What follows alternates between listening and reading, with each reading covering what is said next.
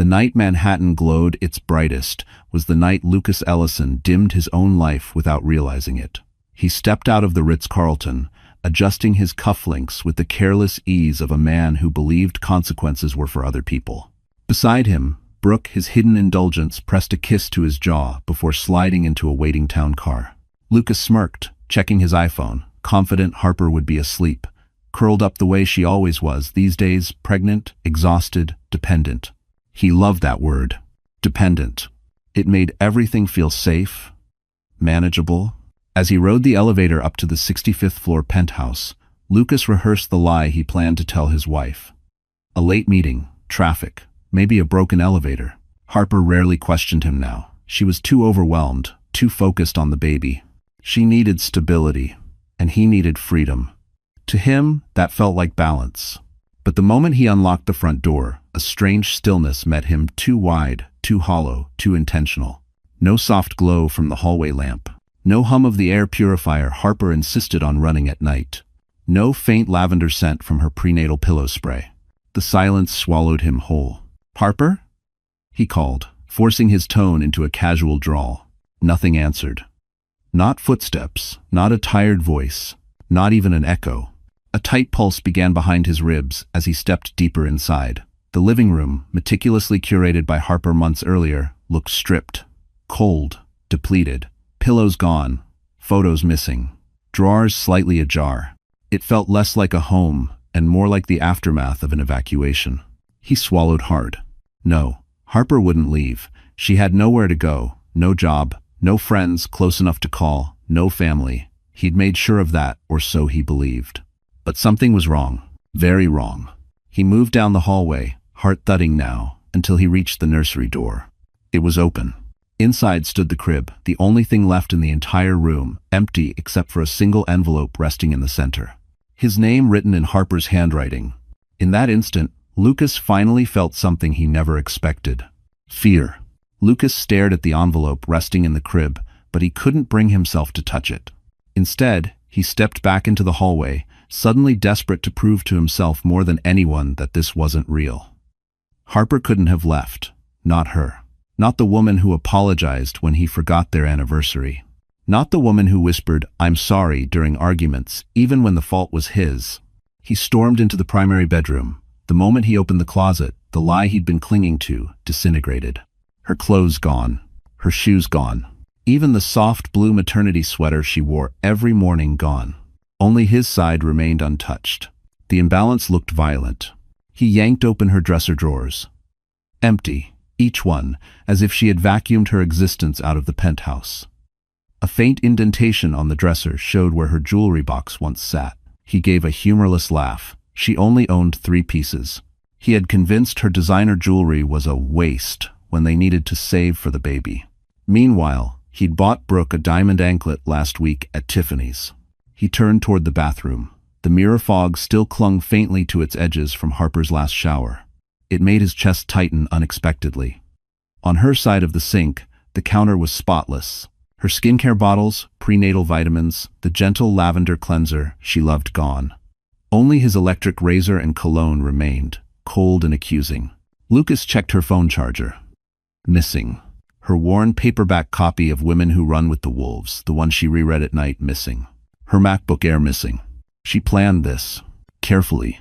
Quietly. His phone buzzed. A text from Brooke. Had fun tonight. Don't forget we're meeting at Cartier tomorrow.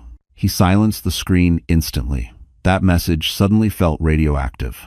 He made his way to the kitchen next. The refrigerator, once filled with nutrient-packed meals Harper prepared weekly, was nearly empty.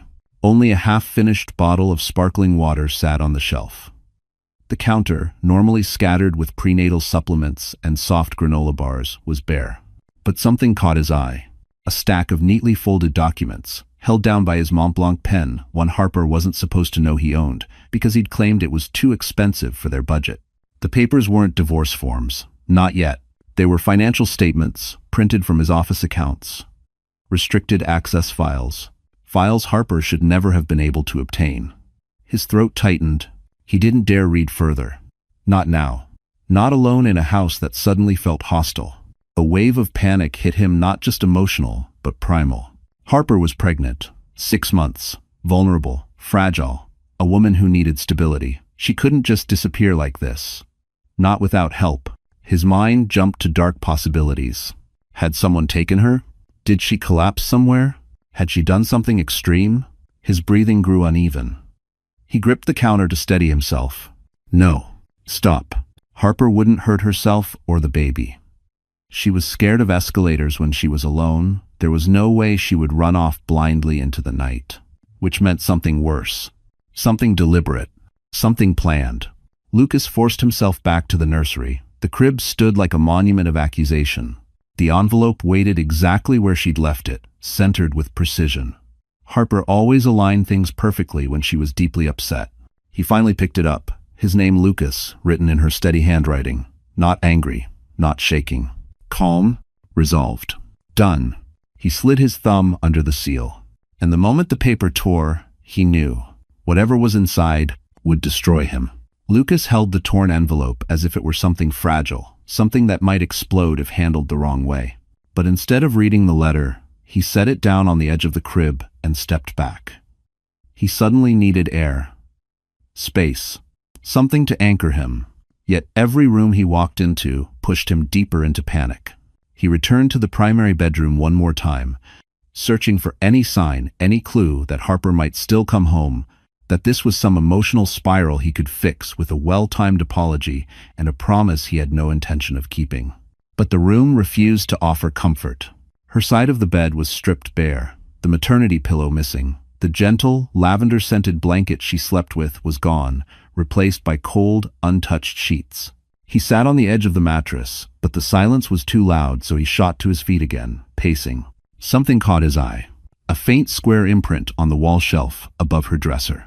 Her photo frame, the only one she kept of her mother, whom she lost at 15, gone. Lucas rubbed his temples. She wouldn't take that unless she planned to disappear for more than a night. That was the first sign he couldn't ignore. He moved into the hallway, then to the laundry room. Empty baskets, missing detergent bottles. Even her soft cotton maternity robe washed every week wasn't hanging in its usual place. Harper didn't just leave. She scrubbed herself out of this home. His heart pounded faster. He rushed to the living room again, this time noticing something he'd missed earlier. The built-in bookshelf. She had taken her books, but only hers.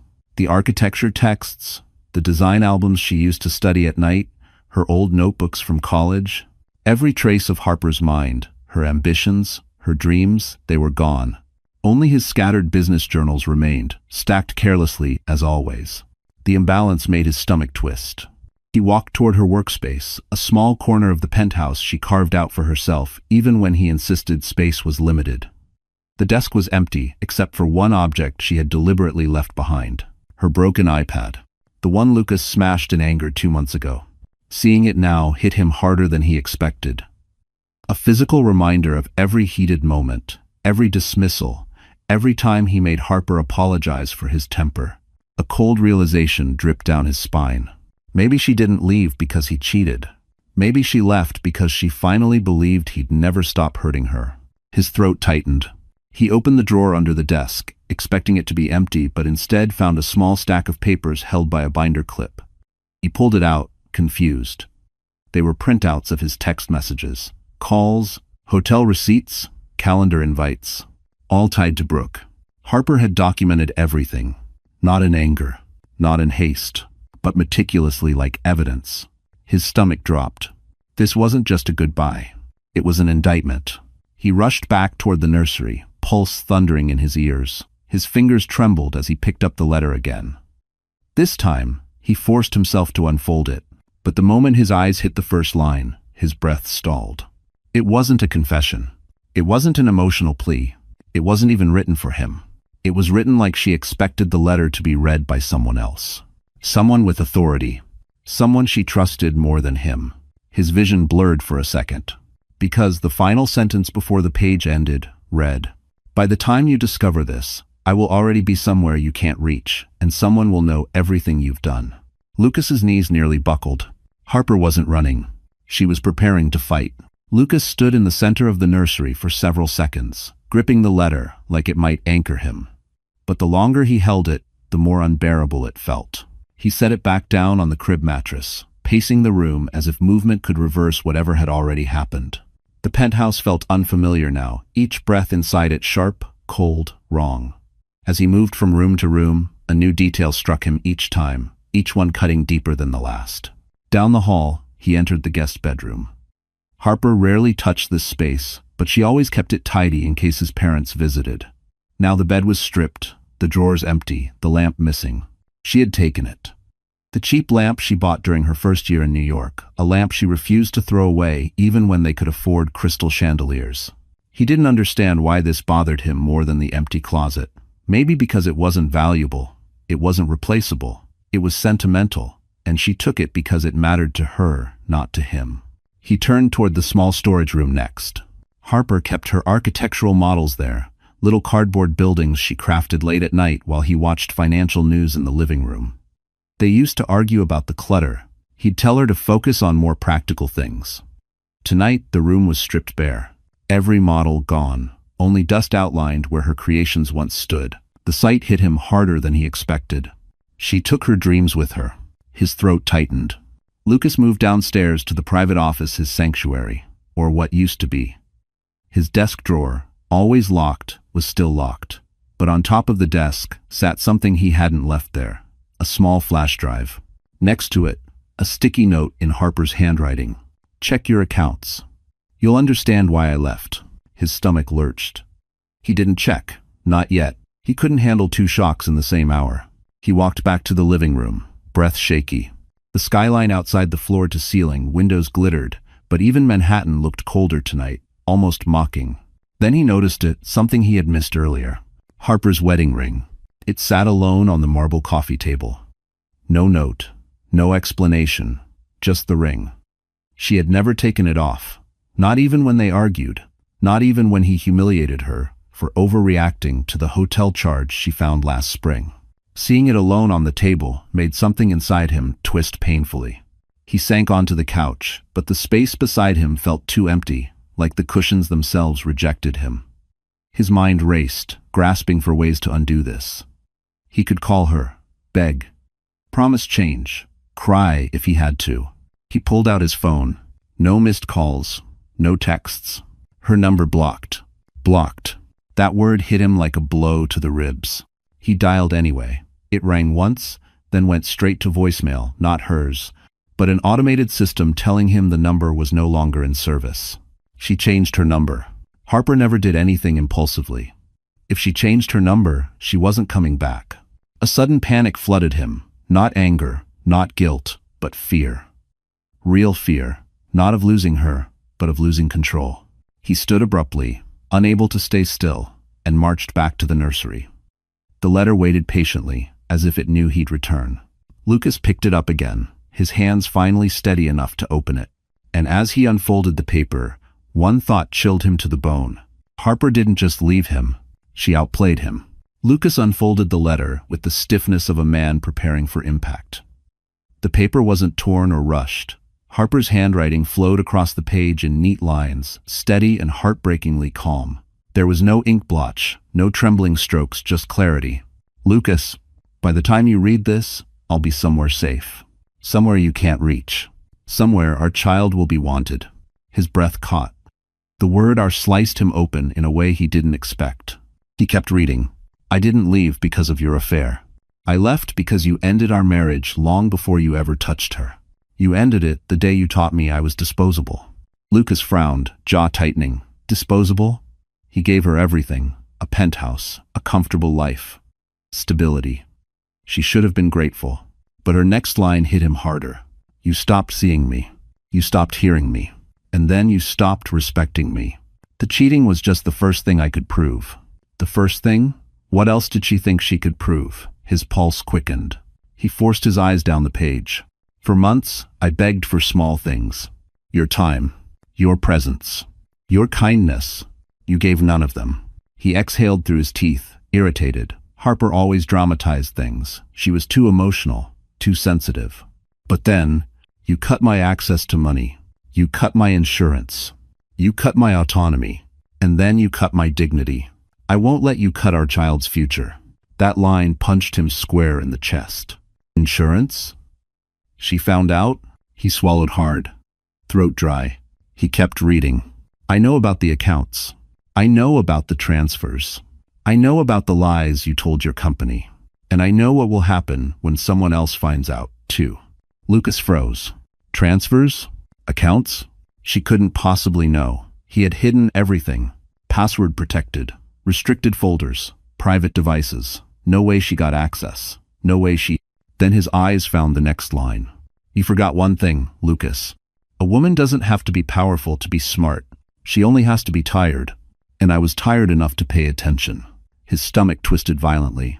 She knew, or at least she suspected, and suspicion alone could ruin everything.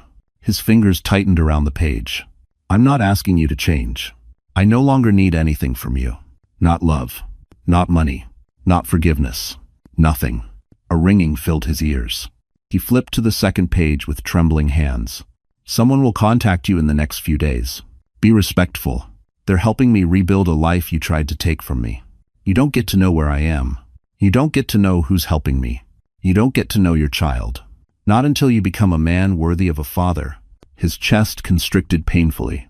He felt something, a sensation he wasn't familiar with, pressing against his ribs. Fear? Loss? Regret? He didn't know. The letter ended with one final line. This isn't revenge. This is freedom. Harper. Lucas lowered the paper slowly. The nursery around him blurred. The crib. The empty walls. The silence. Everything suddenly felt unbearably real. She wasn't just gone. She had dismantled the entire foundation of his control.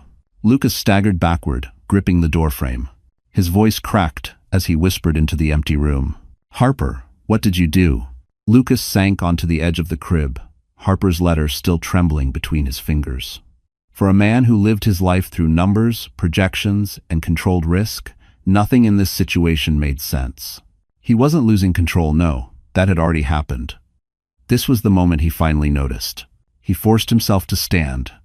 Sitting felt too vulnerable, too exposed. He needed clarity, logic, a plan.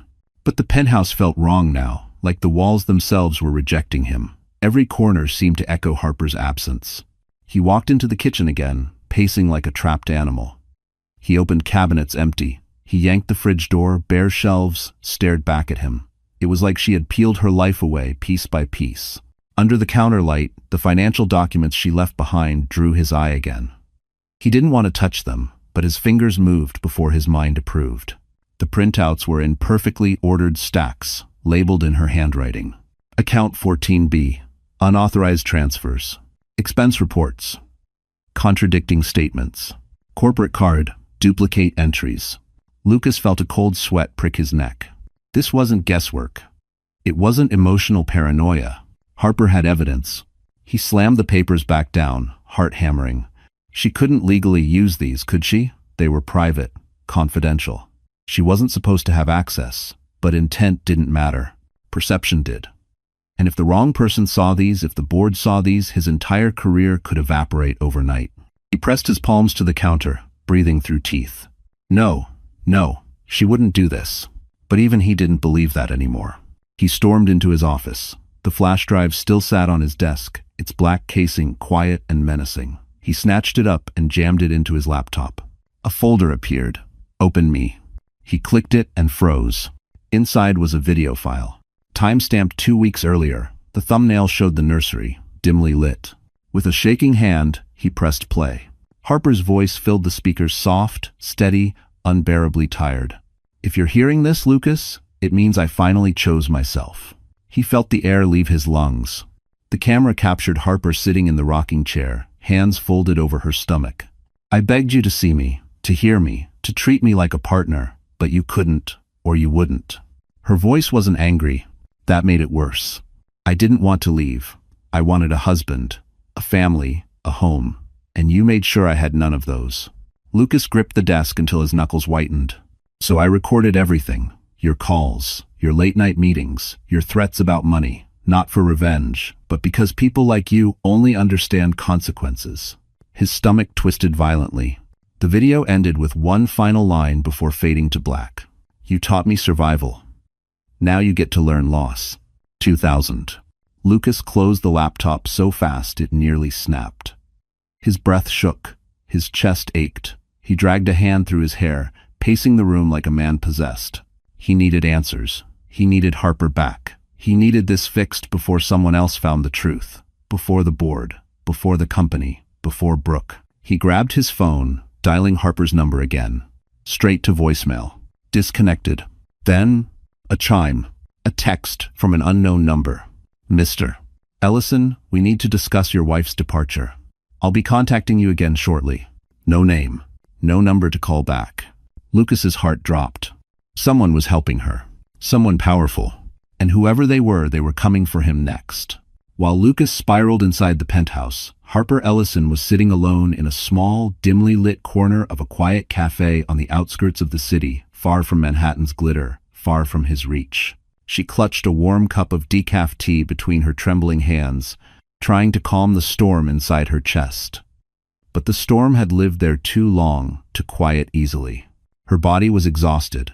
6 months pregnant, running on fractured sleep and months of emotional strain, Harper felt every heartbeat like a bruise. But she also felt something she hadn't known in years. Air. Space. A life without walking on fragile glass. Her duffel bag sat under the table, packed with the few things she owned that he hadn't controlled. Clothes, prenatal vitamins, the maternity journal she hid behind the cleaning supplies, her broken iPad, and a folder thick with printed evidence she had collected in silence. She rubbed her stomach gently. "Baby, we're okay," she whispered, though her voice cracked on the final word. Were they? She didn't know, but she knew they were safer than they had been last night. The cafe door chimed, and Harper stiffened, instinctively pulling her hood lower. She wasn't afraid Lucas would show up. He wasn't the type to drive around searching for her. He preferred control from a distance, preferred damage delivered through finances, through words, through decisions that cornered her without ever touching her. No, she wasn't afraid of him appearing. She was afraid of what would happen when he realized she was gone. Her phone buzzed. A message from an unknown contact. Arrived. Outside. Ready when you are. Her throat tightened. It was time. She stood, wincing from the pressure on her lower back, and stepped out into the cool night. A black sedan waited by the curb. Not flashy, not expensive, practical, safe. A man stepped out, a tall figure with graying hair, a coat that had seen years of use, not wealth. Mr. Rowan. Nathan Cole's most trusted assistant, and the only person she had contacted for help. He opened the back door for her. "Miss Ellison, let's get you somewhere comfortable." Her heart stung at the name. Ellison, a name she no longer wanted but couldn't yet escape. She settled into the back seat, and the car pulled away. The city lights blurred past, but Harper stared ahead, jaw clenched, one hand resting protectively over her belly. "Does he know?" she asked quietly. "Mr. Cole?" Rowan glanced in the mirror. "Yes, and he wants you to rest. You'll be safe at the property." The property. A soft way of describing a private house Nathan owned outside the city, a place no one knew about, a place Lucas couldn't trace, even with all his digital control. She exhaled shakily. "Thank you." Rowan nodded. "He said you'd say that, told me to remind you that you earned this safety. He owes you more than you realize." Harper stared out the window again, her eyes burning. She didn't want payment. She didn't want revenge. She didn't want a billionaire kneeling at her door. She wanted peace. She wanted her child to have a future that wasn't built on fear. But beneath that desire was a deeper truth, one she wasn't ready to say out loud. She wanted Lucas to finally understand what he had destroyed.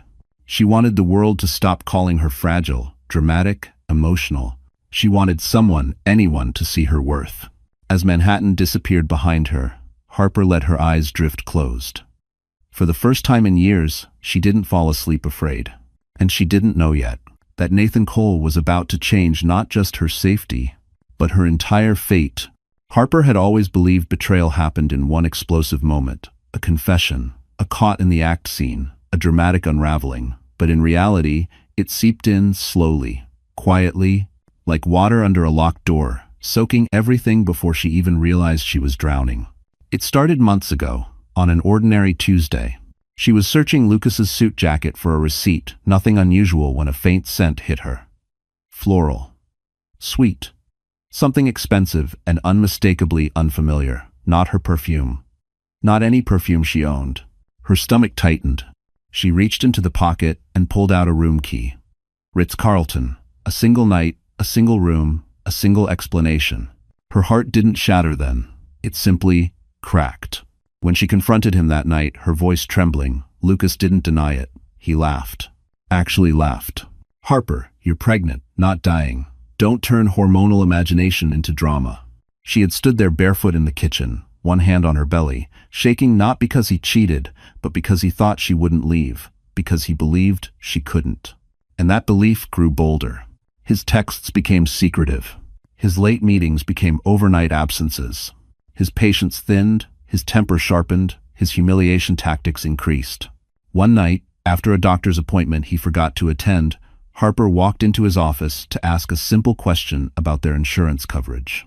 Lucas spun around, furious she'd interrupted a video call, and slammed her iPad to the floor. It cracked open, like something symbolic.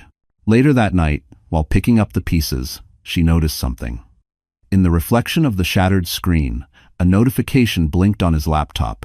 A bank transfer, $42,000. Categorized as consultant stipend, PR development.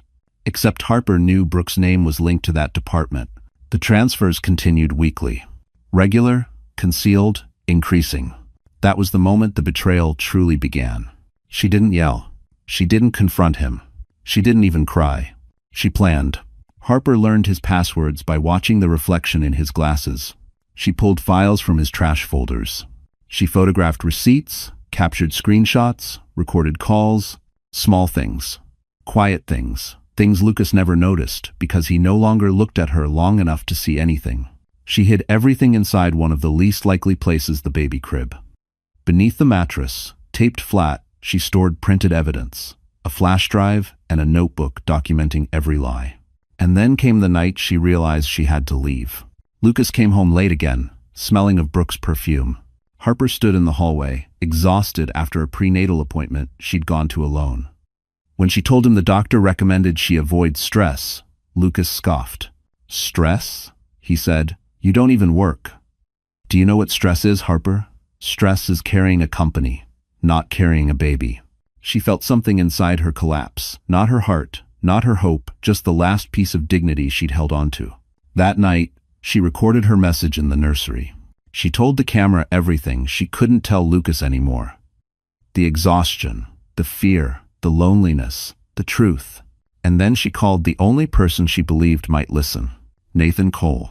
Years ago, she saved his entire penthouse renovation when the project manager quit. She never charged him for overtime. He never forgot. When he answered, his voice was gentle. "Harper, what's wrong?" She broke for the first time in months. By sunrise, everything would be in motion. Her escape, her rebirth, her fight. The betrayal wasn't the moment she found out Lucas cheated. It was every moment afterward when he expected her to stay. 3 days before she vanished, Harper Ellison sat alone at the small marble kitchen island, the one Lucas insisted on installing because it photographed well. The penthouse was dark except for the glow of her battered MacBook Air, the only device Lucas hadn't bothered to track because he assumed she was too naive to use it for anything important. Outside, Manhattan glittered like a life she no longer belonged to. Her tea had gone cold. Her hands were shaking. Her baby kept shifting gently, as if sensing her unrest. It was 3:17 a.m. when she finally opened a new email draft. The cursor blinked at her, soft and patient, waiting for courage she wasn't sure she had. She typed one name, Nathan Cole. Her throat tightened. She hadn't spoken to him in nearly 4 years. Back when she worked as an interior architect, Harper had saved one of his hotel renovation projects after a disastrous contractor walkout. She put in 80 hours in 5 days. He thanked her quietly, paid her generously, told her she had an eye for design that could build empires. Then she married Lucas, and the rest of her life shrank. Now, shaking but determined, Harper began typing. "Nathan, I know this is unexpected. I wouldn't reach out if it weren't urgent. I need help more than I've ever needed it. And there's no one else I can trust. Her breath caught. She hesitated but kept typing. I'm leaving Lucas. I have evidence he may use against me, or worse, evidence that could destroy him if it reaches the wrong hands. I don't want revenge. I just want to survive. I'm pregnant, and I'm scared. If you can help me disappear for a while, I would be grateful in ways I cannot express. Harper. When she hit send, a tremor ran through her. It wasn't fear. It was release. Minutes later, she closed the laptop and pressed both hands against her face, shoulders shaking from months of suppressed emotion. She hadn't cried in front of Lucas in years. He called tears a manipulation tool. But tonight, in the quiet of the penthouse, she let herself break. She didn't know Nathan would respond. She didn't expect him to. So when her phone buzzed at 3:26 a.m., she nearly dropped it. Nathan Cole, where are you? Tell me the truth. I'll take care of the rest. Her breath stuttered. Another message followed. I'm sending someone I trust. Pack what matters. Leave everything else. Harper stared at the messages, hands trembling so violently she had to set the phone down. Relief hit her with such force it almost hurt. Someone believed her. Someone cared enough to act immediately. Someone finally saw her. She whispered into the empty kitchen, "Thank you." It sevened. For the next hour, she moved through the penthouse in silence, packing her life with careful precision. Each item she chose felt like reclaiming a piece of herself. Her prenatal journal, her sketchbook of designs she never showed Lucas, the ultrasound photo he forgot to attend the appointment for, the comfortable shoes she bought with her first paycheck years ago. Every item held meaning. Every item was hers, not his. By sunrise, 2 bags sat by the door. The crib held her letter. The flash drive was hidden exactly where only Lucas would eventually find it. She walked through each room one last time, not for nostalgia, but for closure. She wasn't escaping. She was ending something. At 5:41 a.m., the doorbell chimed once. Rowan stood on the other side, calm and steady. "Miss Ellison," he said softly, "we're ready whenever you are." Harper looked back at the penthouse, the prison she once called home. Then she stepped forward. Into a new life. Into a new identity. Into the first decision she made purely for herself. Rowan drove with the calm precision of a man who had handled crises far larger than this, but Harper's heartbeat thudded loud in her ears.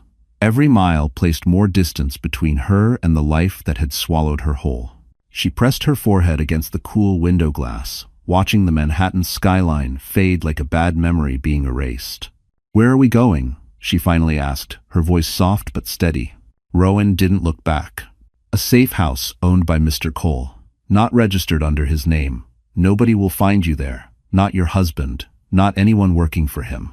She nodded, relieved but also afraid of the unknown. 40 minutes later, the car turned down a quiet road lined with tall pines and private estates hidden behind black iron gates. The sedan slowed before one of them, the gate sliding open as though expecting her. Harper's breath caught. She had never been inside wealth that felt gentle. The property was large but understated. Warm lights, stone pathways, soft landscaping, instead of aggressive displays of power. It felt like the opposite of Lucas's cold penthouse, where everything was meant to impress instead of comfort. When the car stopped, Rowan stepped out first and opened her door with a small nod. "You're safe here." Safe. She wasn't used to that word. Inside, the home smelled faintly of cedar and fresh linens. The foyer opened into a spacious, softly lit living room. And standing in the center of it, hands in pockets, expression unreadable, was Nathan Cole. Harper froze. He looked older than she remembered, a little more silver at his temples, but the same quiet strength was there, the same steadiness that once anchored entire teams during impossible deadlines. "Harper," he said gently. Her chest tightened. She hadn't expected him to greet her personally. She certainly hadn't expected the warmth in his eyes. "Mr. Cole," she whispered. "Nathan," he corrected with a tight smile. "You're not my employee anymore, and even if you were, you earned the right to use my name years ago." Emotion pricked behind her eyes. He stepped closer, stopping several feet away, far enough to give her space, close enough for her to feel supported. "You did the right thing leaving," Nathan said quietly. "A woman shouldn't have to stay anywhere she isn't respected." And 40. Her throat trembled. I didn't know who else to call. "I know," he replied, "and that's why I came." He motioned Rowan toward the hallway. "Get her settled. The east bedroom. Everything should be ready." Rowan nodded and moved to take her bag, but Harper shook her head. "I can carry it," she murmured instinctively. Rowan didn't argue. He simply stepped aside. That alone made her want to cry. As she followed him down the hall, Nathan's voice stopped her. "Harper." She turned. "You're not a burden," he said softly. "Not to me, not to anyone here. Whatever Lucas told you, whatever he made you believe, leave it at the door." Her breath hitched, and she nodded quickly before any tears could fall. Inside the bedroom, everything was warm, inviting. A soft cream comforter, a rocking chair by the window, a small table with herbal teas, and a pitcher of water. A gesture that felt strangely intimate, not romantic, but deeply human. Someone had thought of her comfort. Someone cared. Harper lowered herself into the rocking chair, one hand on her belly, and for the first time, she allowed herself to whisper, "I'm free." She didn't know Nathan was lingering just outside the doorway, quietly making a promise to himself that her freedom would never be taken again. Back in Manhattan, Lucas Ellison stormed through the penthouse like a man tearing apart his own sanity. Every shadow felt deliberate. Every empty drawer felt mocking. Harper hadn't just left. She'd departed with the precision of someone who'd spent months studying the architecture of escape. It infuriated him. By morning, he had called every contact in his phone, friends, acquaintances, staff, even his driver. No one had seen her. No one had heard anything. Her digital footprint was wiped clean. Her cards were frozen. Her email locked. Her number disconnected. It was as if Harper Ellison had dissolved into thin air. He paced in front of the floor-to-ceiling windows, Manhattan stretching below him like a kingdom he once ruled. But instead of power, all he felt was the sting of losing control, of being outplayed by the one woman he believed was too soft, too gentle, too breakable to ever challenge him. How far could she have gone? He muttered. She's pregnant. She has no money, no car, no friends. But even as he said it, a sliver of doubt slid under his ribs. Harper had outmaneuvered him. If she could leave him, she could do anything. The buzzer rang.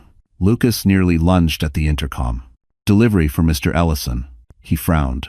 He wasn't expecting anything. Still, he allowed the courier up. A few minutes later, a plain cardboard envelope sat in his hands. No return address, no markings, no names. Inside was a single object, Harper's medical insurance card, and a one-sentence note typed in bold black letters. "She is protected now. Do not attempt to follow her. Razet."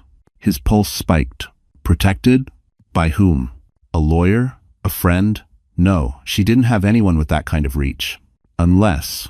A voice whispered inside his mind. "Someone will contact you?" The line from her letter looped again and again. He ripped the note in half and threw it on the table, breath ragged. No one threatened Lucas Ellison. No one controlled him. He grabbed his keys. He needed answers. He'd go to her OB/GYN, demand information, force a trail. But when he reached the private clinic, the receptionist stiffened.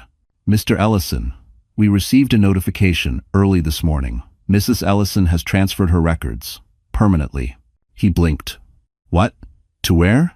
"I'm not authorized to disclose that. I'm her husband." The woman looked at him, really looked, and stepped back slightly. "Not anymore, sir." A cold rush shot down his spine. He turned, storming out of the building, nearly crashing into pedestrians on the sidewalk.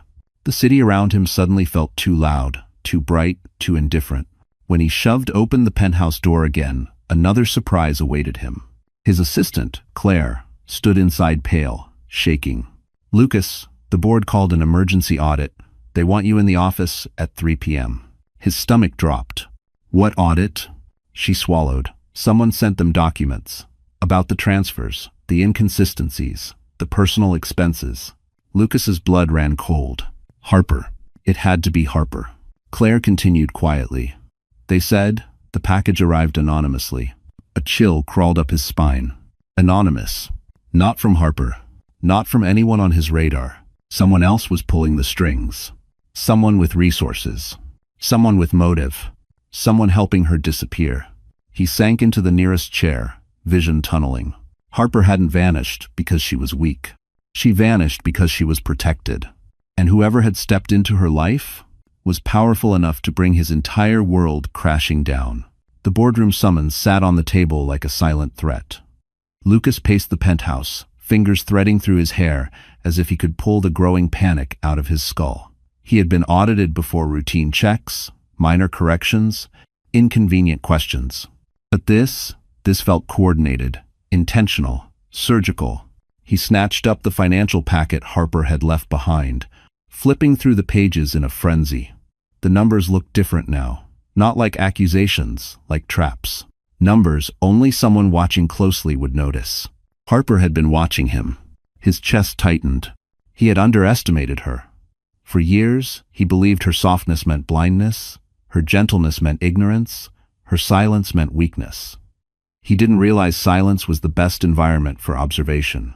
He shoved the papers aside and marched to his office, powering up his work laptop. He needed to see exactly what the board might have. But before he could type his password, his phone buzzed. A message from another unknown number. "She is safe. You should worry about yourself now." Lucas's stomach twisted. He responded instantly. "Who are you?" No reply. He typed again. "Where is she?" Silence. A tremor touched his hands. He hated that. He wasn't a man who trembled, but everything around him was slipping like sand through his fingers. He stood up abruptly, nearly knocking over his chair, and paced the office. He grabbed his suit jacket. "Fine," he muttered. "If she wants war, she picked the wrong man." But even he knew this wasn't Harper's war. This was something bigger. When he arrived at his office tower on Park Avenue, he felt the shift in the air the moment he stepped through the glass doors. The receptionist avoided his eyes. His assistant whispered nervously to another employee. 2 executives passed him without greeting. Something was wrong. Claire hurried up beside him. "Lucas, the audit team. They're not from your company." He stopped walking. "What does that mean?" "They're external, brought in overnight, very high level." Her voice shook. "This is serious." He felt his pulse spike. Serious wasn't a word Claire used lightly. The audit team sat in the conference room. 3 men, 2 women, laptops open, badges displayed. Government-backed. Not internal investigators. Not corporate. Bigger. Much bigger. Mr. Ellison, the lead auditor, nodded. "Sit down." He forced his expression neutral and took a seat. "Several discrepancies were flagged in your expense reports," the auditor began. "Hotel stays, unexplained transfers, duplicate invoices, personal expenditures under corporate accounts. I have 4. Lucas kept his jaw clenched. "I can explain." "You don't need to explain yet," the auditor cut in. "We've been provided documentation by an external party. Very detailed documentation." His heart hammered. "An external party?" he repeated slowly. The auditor clicked a remote, and a series of screenshots appeared on the screen. Bank transfers, credit card records, calendar logs, all the things Harper had collected. Lucas's mouth went dry. "We want to understand how these documents were obtained," the auditor said, "and why they appear to be accurate." He swallowed hard. "May I ask," he forced out, "who sent this material to you?" The auditor studied him, expression unreadable. "They requested anonymity. But they seem to know you very well." A cold weight dropped into Lucas's stomach. This wasn't Harper. She didn't have this kind of reach. This level of strategic pressure. Someone else was behind this. Someone protecting her. Someone powerful enough to pull federal-level auditors into his life within hours. For the first time since the nightmare began, Lucas felt something he had never allowed himself to feel. Helpless. He had no leverage. No control. No idea who was orchestrating this downfall. But one truth became painfully clear as the auditors waited for his answer. Harper wasn't the victim anymore. She was the catalyst. And Lucas was the man finally paying the price. While Lucas sat under fluorescent lights being dismantled by auditors, Harper Ellison opened her eyes in a room filled with morning calm. Soft gold sunlight filtered through sheer curtains, warming the edges of the cream comforter draped over her legs. For a moment, she didn't remember where she was. For a moment, her body forgot to fear. Then the realization settled gently. She was safe. Not controlled. Not monitored. Not diminished. Safe. Her hand instinctively slid to her belly. The baby kicked lightly, as if agreeing. The door opened slowly and Rowan stepped inside, carrying a tray. "Good morning, Miss Ellison." "I brought breakfast." Doctor approved. She blinked. You have a doctor here? Of course, Rowan replied calmly. Mr. Cole arranged a private physician to visit twice a week, and a therapist, if you want one. There's also a prenatal yoga instructor available. Harper laughed softly, surprised at the sound coming from her own mouth. I don't need all that. Example. Rowan gave her a gentle look. You deserve all that. Her throat tightened. Deserve. It wasn't a word she associated with herself. Not anymore. After eating, Harper walked through the house with slow, cautious steps. Everything felt thoughtfully placed: fresh flowers, clean linens, sunlight falling across wood floors in soft patterns. It was the opposite of Lucas's penthouse, where perfection was designed for photographs, not for living. Here, nothing demanded, nothing criticized, nothing judged. In the living room, she found a small shelf containing books Nathan must have chosen himself. Atomic Habits, The Subtle Art of Not Giving a Feck *, Women Who Run with the Wolves, and a few design journals. Her eyes lingered on the last one.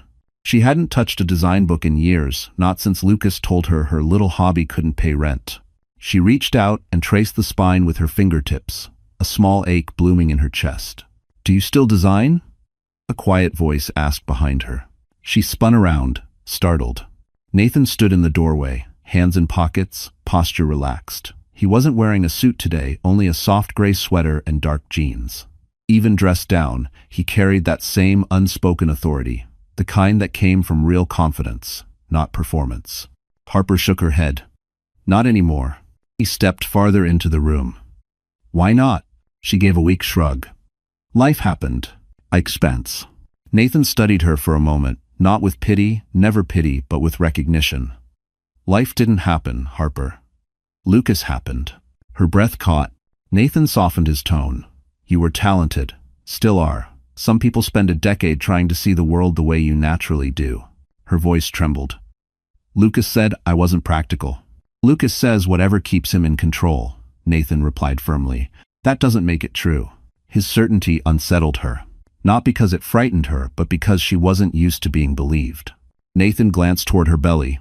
You're building a life now, not just for your child, for yourself. And when you're ready, I'd like to give you a space to design again. No pressure, no deadlines, just permission. Tears burned behind her eyes. Why are you doing all this for me? Nathan hesitated, then spoke with quiet sincerity. Because when everyone else treated me like a failure, you didn't. You didn't demand anything, you just helped. And I don't forget people like that. Harper lowered her gaze, overwhelmed. Rest today, Nathan added gently. Tomorrow we talk next steps, but for now, breathe. When he left, Harper sank onto the couch. Her heart felt heavy and light at the same time. For the first time in years, the future wasn't a threat. It was a door, and she was finally allowed to open it. 3 weeks after Harper disappeared from Manhattan, Lucas Ellison walked into the 47th floor boardroom of Ellison Caldwell Developments with the swagger of a man determined to reclaim his narrative. He wore his sharpest suit, adjusted his tie, and practiced a confident smirk in the mirrored elevator doors. Today was the day he would prove the audit was nothing but a misunderstanding. He would charm the room, spin the numbers, regain control. But the moment he stepped inside, something felt wrong. Terribly wrong. The board members were already seated too early, too composed, too silent. Their faces were unreadable. And at the head of the table sat a man Lucas did not expect. Nathan Cole. Lucas froze mid-step. Nathan stood, buttoning his jacket with controlled ease, the kind of ease reserved for men who never lost. Mr. Ellison. Lucas blinked, disoriented. Nathan? What are you doing here? I was invited, Nathan replied calmly. Your board reached out when financial irregularities surfaced. They wanted an external consultant for restructuring. That word restructuring made Lucas's skin crawl. Nathan didn't sit down yet. He stepped aside slightly, giving Lucas a clear view of the presentation screen behind him. The first slide stopped Lucas's breath. Project Lead. Ellison Caldwell Renovation Initiative. Architectural Director. Harper Ellison. A ringing filled Lucas's ears. No, he whispered. No, she can't. That's impossible. Nathan tilted his head. Your wife is exceptionally talented. When the board reviewed her past work and what she quietly submitted last week, they were impressed. Submitted? Lucas snapped. She hasn't worked in years. She has no authority to.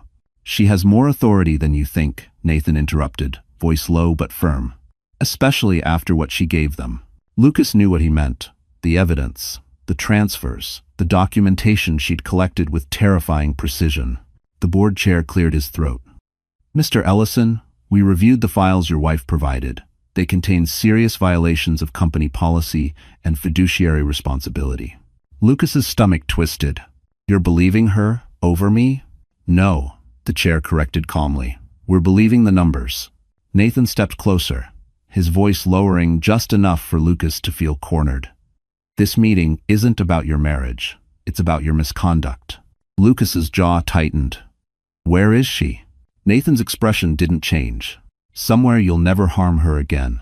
Harm? Lucas scoffed. She's dramatic, emotional. She probably manipulated. Nathan leaned in slightly. Harper didn't manipulate anything. She survived you. The room went still. Lucas's hands curled into fists. He scanned the boardroom, searching for an ally, anyone but every face was cold, observing him like a specimen under a microscope. Then the door opened, quietly, softly, and Harper walked in. Lucas felt the ground tilt beneath him. She looked different. Not fragile, not tense, but steady, present, alive. Her maternity dress flowed gently, her posture straight, her eyes no longer clouded with fear.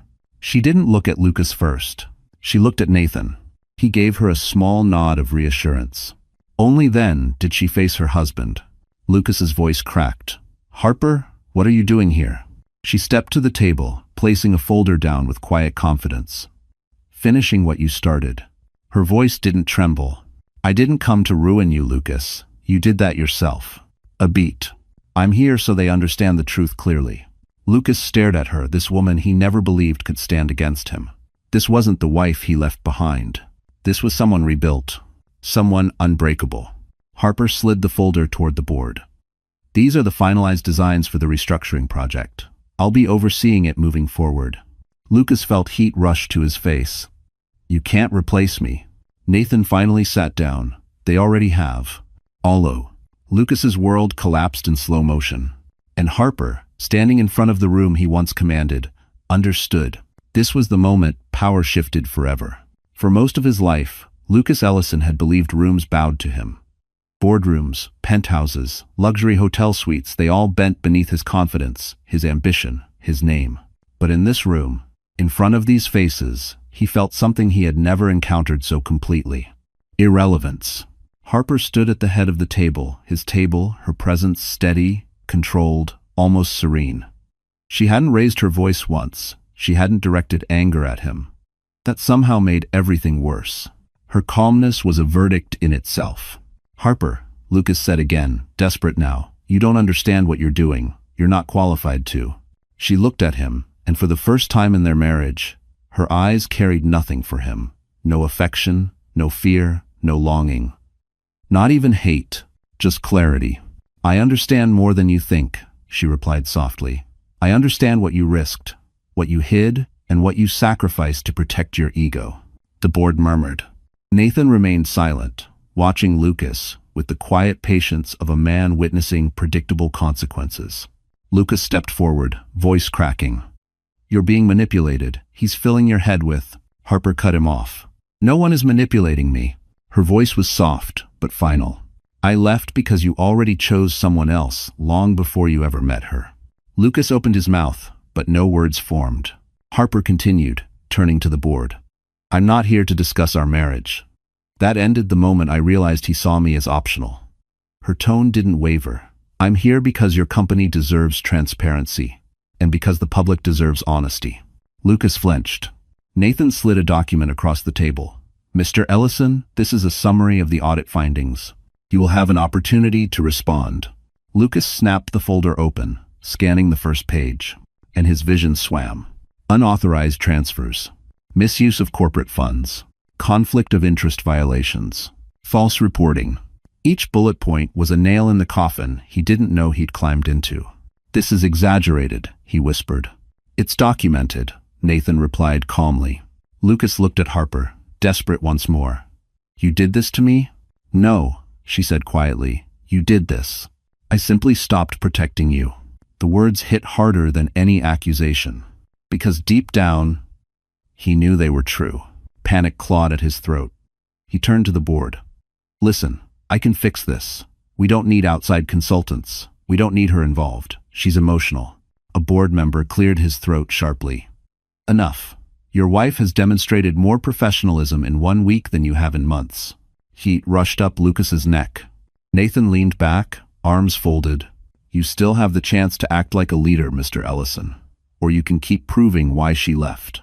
Lucas's chest heaved. She left because she's unstable. No, Nathan spoke calmly, but his voice landed with weight. She left because she finally realized her life was worth more than surviving yours. Silence fell over the room. Harper didn't look triumphant. She didn't smirk. She didn't revel. She simply existed in her truth, unshaken. Lucas felt the power shift like a physical force.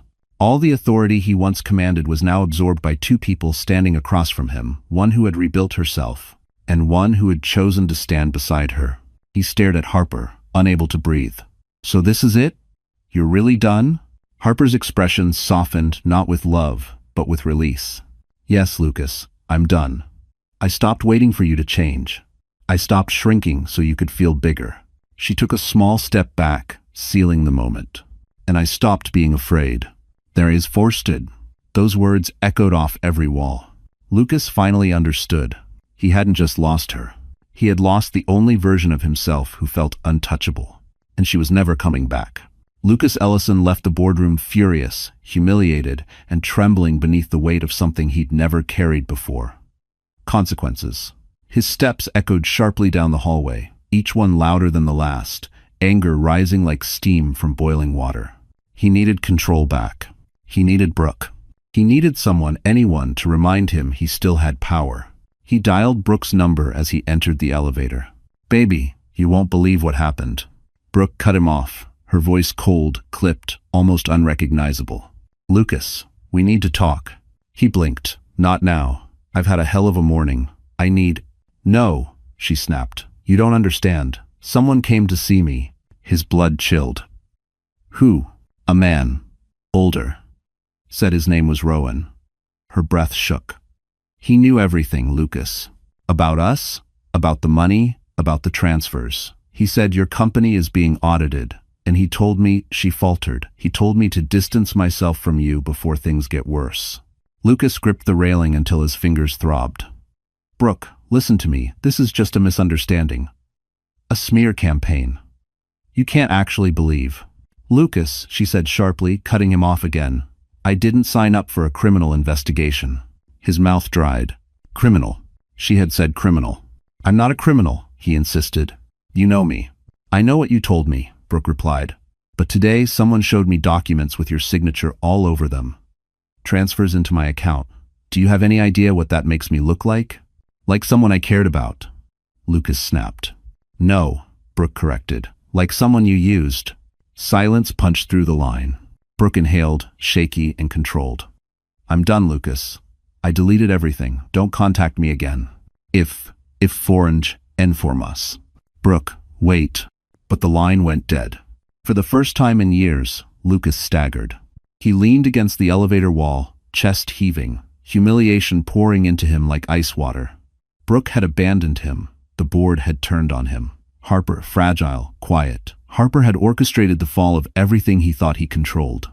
A dull ringing filled his ears. He needed a drink. He needed a plan. He needed revenge. But what he really needed was a new ally, and he had none left. At the safe house, Harper sat at the breakfast table, reviewing project notes Nathan had provided. The soft hum of the kettle filled the quiet room. She felt calm, grounded, like a version of herself she barely remembered. Rowan entered with a small folder. Update from Manhattan? Harper nodded, bracing herself. Tell me. Rowan set the folder down gently. The board has removed Lucas from all financial oversight, effective immediately. Her breath came out slow, steady, not triumphant, just relieved. He's also been placed under temporary suspension, Rowan added. And the woman he was involved with, she's no longer in the picture. Harper blinked. Brooke left him? Yes. A strange mixture of emotions washed over her sadness. Justice, closure, not vengeance, just truth settling into its rightful place. Rowan continued, "There's more. The investigation will move quickly. Mr. Cole is ensuring you stay protected." Harper looked down at her hands. "I never wanted to destroy his life." "You didn't," Rowan replied gently. "He did." She swallowed, her throat tightening. "Harper," Rowan said softly, "men like Lucas believe silence means weakness. You proved silence can also mean gathering strength." Her lashes lowered. "Is he okay?" Rowan paused. "He's unraveling." Harper closed her eyes. It wasn't joy she felt. It wasn't triumph. It was release. For the first time in years, Lucas was facing his own reflection, and she didn't have to carry the weight of it anymore. Lucas Ellison had spent years sculpting his image into something immaculate: tailored suits, flawless spreadsheets, the illusion of discipline and brilliance. But that afternoon, as he stepped back inside his penthouse after the board meeting, something felt undeniably different. The silence didn't respect him anymore. It mocked him. His phone buzzed. A message from Claire. "Effective immediately, the board has frozen your company accounts. IT is removing your login access." Lucas's chest tightened. He dialed her instantly. "Claire, what the hell is going on? Frozen accounts? Who authorized this?" "Lucas." Her voice trembled. "The board. They've also voted to initiate termination proceedings. It's official." "Termination? You can't be serious." "One lieutenant." But she hung up, not abruptly, not rudely, just with the exhaustion of someone who no longer owed him loyalty. Lucas stared at his dark phone screen, breathing unevenly. Everything was slipping. He stumbled toward the bar cart, pouring whiskey with shaking hands. The glass clinked against the counter. He never trembled like this. Never.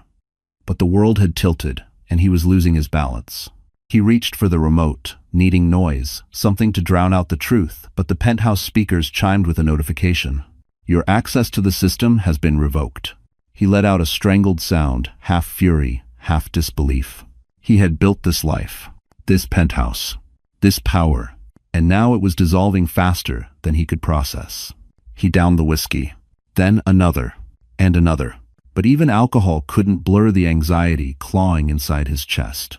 He staggered to his desk, powering on his personal laptop.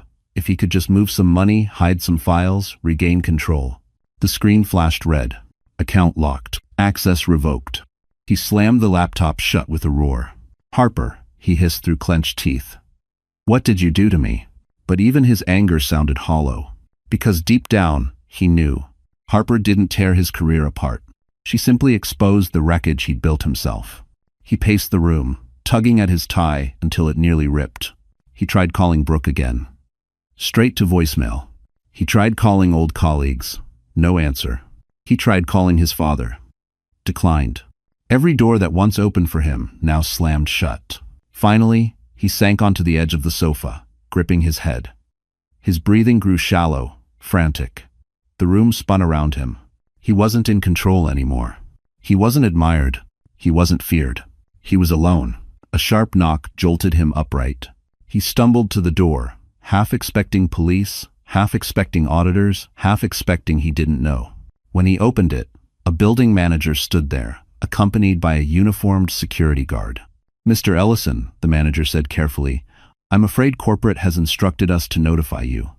Your housing stipend has been suspended. The penthouse is no longer under your lease." Lucas blinked, uncomprehending. "What? You can't evict me. This is my home." End quote. "I'm sorry, sir. You have 72 hours to vacate." The papers were handed to him. Legal, stamped, final. He stared at them, unable to breathe. His job gone. His reputation poisoned. His mistress gone. His wife gone. His child lost to him. Now even his home, a symbol of his power, was ripped away. The manager added quietly, "You should call someone, Mr. Ellison." Lucas laughed, sharp, cold, broken. "There's no one left to call." 8. He shut the door slowly, leaning his back against it, sinking to the floor as the truth finally crushed him. For the first time in his life, Lucas Ellison understood what it meant to be powerless. And he had no one to blame but himself. The morning Harper went into labor arrived quietly, no dramatic pain, no panic, just a soft tightening in her abdomen, while she sat near the window of the safe house, sketching designs for a boutique hotel Nathan had invited her to collaborate on. She paused, one hand drifting to her belly, another tightening. This one's stronger. She inhaled slowly. Okay, little one, I hear you.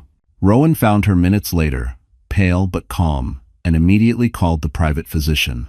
Within half an hour, the quiet estate transformed into a soft flurry of movement.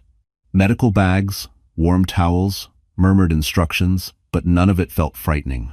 For the first time in her pregnancy, Harper was surrounded not by scrutiny, but by care. Nathan arrived just as the contractions strengthened. He stood in the doorway for a long moment, worry flickering across his composed expression. "Harper," he said gently, "you're sure you don't want to go to the hospital?" She shook her head. "The doctor said everything looks stable, and I don't want to risk Lucas showing up if records get flagged." A shadow crossed Nathan's face. "He won't find you. Not now. Not ever." The certainty in his voice steadied her breath. Hours passed. Pain ebbed and surged, but the room stayed warm and quiet. Nathan remained close, stepping out only when the medical team needed space. Whenever she grew scared, she pictured Lucas in that empty penthouse, surrounded by everything he destroyed.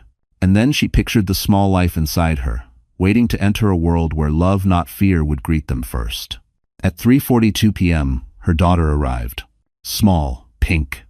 Crying with a strength Harper didn't know babies possessed. The moment the tiny body was placed on her chest, Harper broke softly, silently, beautifully. Tears spilled down her cheeks, but not from pain. From relief, from gratitude, from the profound truth that she had survived something meant to crush her. "You're safe now," she whispered into the newborn's hair. "I promise, you're safe." The doctor stepped out to give her a moment. Nathan hovered in the doorway, respectfully distant, but his eyes were warm, almost reverent. Harper looked up at him, exhausted yet glowing. "Do you want to meet her?" she asked softly. Nathan hesitated, as if unsure he deserved the honor. Then he approached, moving with careful steps. When he reached the bedside, Harper lifted the small bundle slightly. "This is Ava," she said. "Ava Grace." Nathan's features softened in a way she'd never seen before. He touched the baby's tiny hand, careful, as if she were made of glass. "She's perfect," he murmured. Harper swallowed a trembling breath. "Thank you for everything you've done. I don't think I would have survived without your help." Nathan shook his head. "You would have survived. You already did. I just made sure the world didn't get in your way." She held his gaze, really held it for the first time since arriving at the safe house. And in that moment, something unspoken passed between them. Not romance, not obligation, recognition. Two lives intersecting at a moment that changed them both. Later that night, as Harper rocked Ava gently in the quiet of her new room, Rowan knocked softly. "There's news," he said. Harper tensed. "Lucas?" Rowan nodded. "He's been officially removed from the company, and he tried to contact you through legal channels." Her stomach tightened, but Rowan continued before panic could rise. "We blocked everything. You owe him nothing." Harper exhaled slowly. Ava shifted in her arms, peaceful. She looked down at her daughter and smiled softly. For the first time in her life, Harper wasn't living in reaction to Lucas's choices. She was living in honor of her own. Lucas Ellison sat alone on a park bench overlooking the East River, the wind cutting through his thin jacket. A month ago, he would have worn cashmere, designer wool, something that announced his status before he even spoke. Today, he wore whatever he'd managed to grab from the penthouse before security escorted him out. The city that once bowed for him now moved around him without noticing he existed. His phone, now paid on a prepaid plan, buzzed. A notification from an unknown number flashed on the cracked screen. "Your daughter has been born. She is healthy. You are not needed." No signature. No kindness. Just a fact, delivered with surgical precision. Lucas's breath tightened. A daughter. He hadn't even known the gender. He had missed the birth. Missed everything. He typed back with shaking fingers. "Where is Harper? I need to see her. Please." The reply arrived instantly. "You've lost that privilege. Accept it." A privilege, not a right. The word hollowed him out. He leaned forward, elbows on his knees, hands gripping his skull. He didn't cry. Lucas Ellison didn't cry, but something in him trembled like a dam about to break. A stranger passed by, glancing at him briefly with mild pity. Lucas hated that even more than the silence. He pulled Harper's last letter from his pocket, the one he'd reread until the edges softened. Every line cut deeper, the more he accepted what it really was. Not anger, not revenge. Truth. A truth he had refused to see until it flattened him. You stopped respecting me. You made me small. You taught me survival. Now you learn loss. Wisey. At the time, he'd dismissed her words as dramatic. Now they felt like prophecy. His phone buzzed again. This time, the message felt colder. A formal restraining order has been initiated. You will be contacted. Do not attempt anything further. He swallowed back bile. A restraining order. Against him. The man who once believed he controlled every avenue of Harper's life now couldn't legally stand within 500 feet of her. He squeezed his eyes shut. Everything he touched was slipping away. His job, his money, his penthouse, his reputation. And Harper, who once whispered "I love you" into his chest, now had him legally barred from her world. His world. He deserved it. He knew that now, but knowing the truth didn't soften the blow, it sharpened it. Across the quiet estate, Harper held Ava close as she rocked gently in the nursery Nathan had prepared. The walls were soft ivory, the curtains pale, gray colors chosen not to impress but to soothe. It felt nothing like the cold, curated nursery Lucas once forced her to design for social media. Rowan stepped inside quietly. "Harper, there's an update." She stiffened. "Lucas?" "Yes." Rowan paused, compassionate but firm. "He tried to contact you. Repeatedly. We filed the restraining order." Harper exhaled slowly, eyes dropping to Ava's tiny face. "Is he okay?" Rowan hesitated. "He's unraveling." Harper's chest tightened, not with longing, not with pity, but with a quiet release. She had expected anger, triumph, even guilt. But all she felt was distance. She kissed Ava's forehead. "Good. Maybe now he'll understand." "Understand what?" Rowan asked. "That losing someone doesn't happen in a single moment," she whispered. "It happens quietly. The same way he lost me." She rocked Ava gently, the baby's breath soft and steady against her collarbone. Nathan appeared in the doorway then, watching mother and child with a quiet reverence that made Harper's heart throb with unexpected warmth. She wasn't just safe. She wasn't just free. She was building something new, something that didn't depend on anyone's approval. And Lucas? He was finally facing the truth he had avoided all his life. Some losses cannot be undone. Some consequences cannot be outsmarted. And some women do not return. 2 months after Ava's birth, the safe house had grown into something Harper never expected. A home. Not the kind defined by square footage or shimmering penthouse windows, but the kind built from softness, morning sunlight drifting through curtains. Rowan's steady presence, and the quiet hum of safety surrounding every room. But the biggest change was Nathan. He visited often not out of obligation, but with genuine intention. Each time he arrived, he brought something thoughtful. A set of drafting pencils, a soft blanket for Ava, architectural magazines she hadn't read in years. Small gestures, never intrusive, always gentle. On this particular morning, Harper found him in the sunroom, reviewing blueprints for the hotel project she'd secretly started sketching ideas for. Ava slept peacefully in a bassinet nearby, her tiny fists curled like blossoms. "You're early," Harper said softly as she approached. Nathan looked up, offering a quiet smile. "Your sketches are brilliant. I couldn't put them down." Her cheeks warmed. "You don't have to flatter me." "I don't," he replied. "I say what's true." She looked down, overwhelmed by emotions she wasn't ready to name. She hadn't healed completely. She wasn't sure she ever would. But Nathan's presence didn't demand healing. He simply made space for it. He gestured toward the chair opposite him. "Sit. I want to discuss something important. It's not Ava." Her stomach tightened, not in fear, but anticipation. Nathan folded his hands. "I've been thinking about the future of the project, and your role in it." "My role?" Harper echoed. He nodded. "You have vision. And the ability to lead quietly, gracefully. I want you as head designer. Officially." The breath left her lungs. "Nathan, I haven't worked in years." "You've worked more than you give yourself credit for," he said gently. You survived something heavy, and you still create beauty. That's leadership, Harper. Her eyes stung. He leaned slightly forward. This isn't charity, this is recognition. Tears gathered in her lashes. I never thought I'd get a second chance. Not after everything I let happen. Nathan's voice softened. You didn't let anything happen. You lived through it. She wiped her cheeks. Thank you. He hesitated, an uncharacteristic pause for a man who rarely faltered. There's more. Harper's heart fluttered. Nathan continued, I know you're still healing. I'm not asking anything of you that you're not ready for, but I want you to know something. Her breath caught. You and your daughter, he said quietly, have a place here. Not temporarily, not conditionally. A real place. The words wrapped around her like warmth. She blinked rapidly. Nathan, I don't know what to say. You don't need to say anything, he murmured. Just live. Just breathe. Let your life be yours again. If your stomach. Ava stirred in her bassinet, and Harper instinctively lifted her, cradling the baby to her chest. Nathan watched with an expression Harper couldn't quite read, something tender, something protective. She felt her heart shift. Not toward romance, not yet, but toward trust, toward possibility, toward a future no longer defined by survival.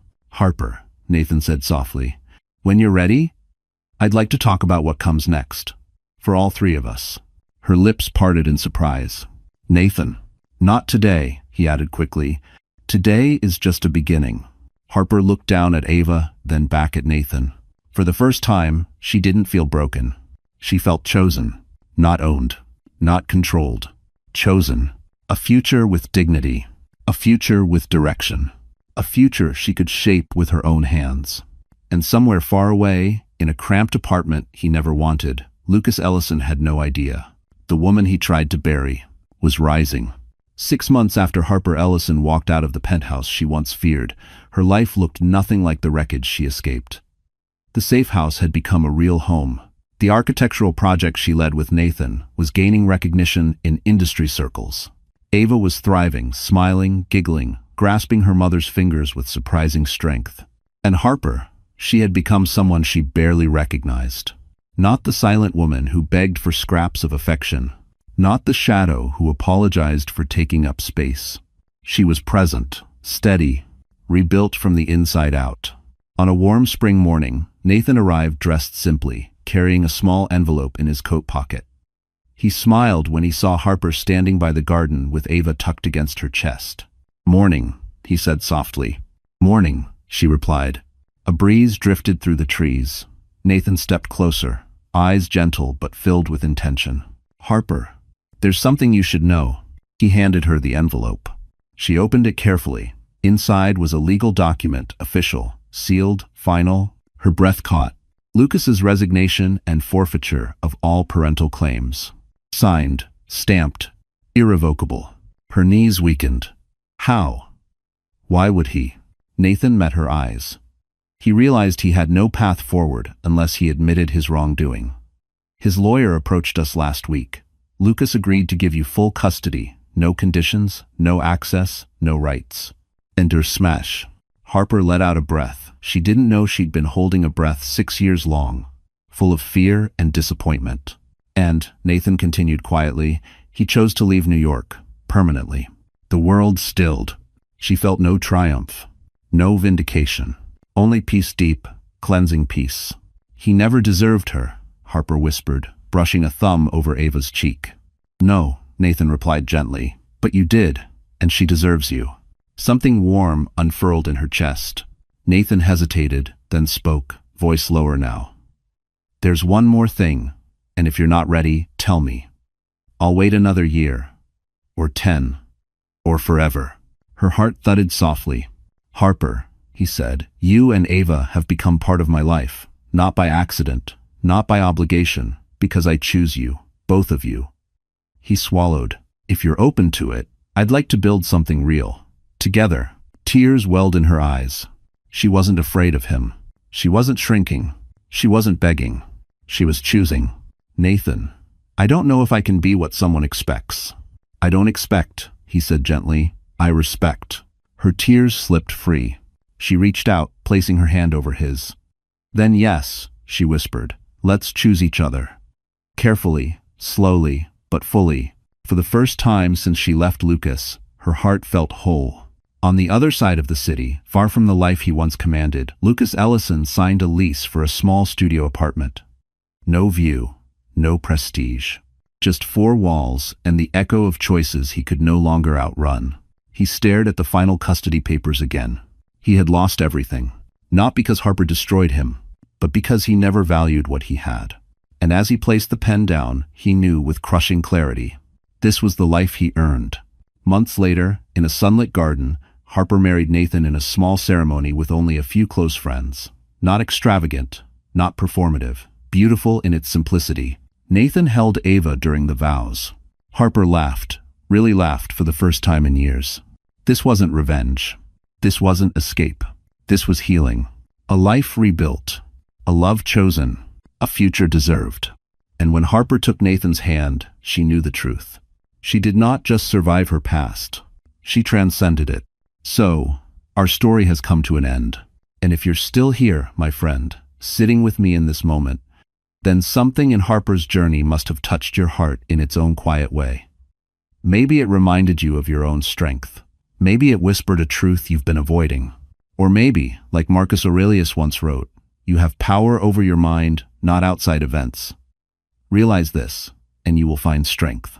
Harper's story teaches us that healing isn't loud, freedom isn't dramatic, and dignity isn't something anyone can give you. It's something you reclaim when you finally choose yourself.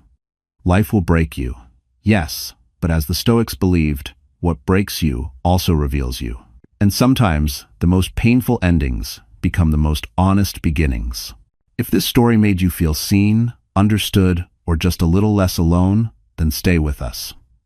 Like this video, share it with someone who might need it, and don't forget to subscribe. Your presence here matters more than you know, and maybe, just maybe, this is the first step in your own healing.